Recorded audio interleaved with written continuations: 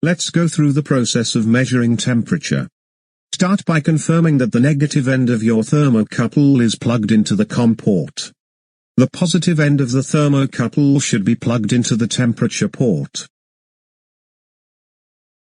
Rotate your dial until it points towards the temperature symbol. You may need to use the function key to access the temperature measurement. When your meter is set to temperature, you will see a F or C on the screen.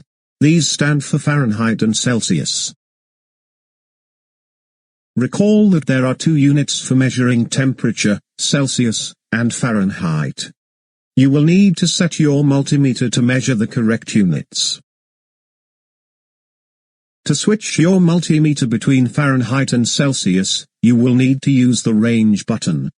While your dial is set to temperature, press the range button to change units. The unit will be on the display.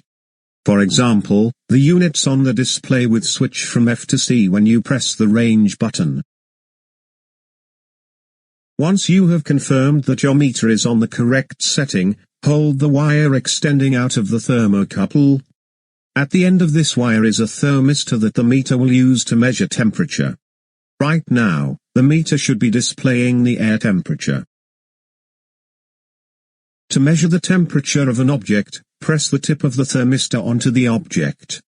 The meter's display will slowly begin to change as the resistor heats up or cools down. Wait for the temperature to be a constant number. That is the temperature of the object.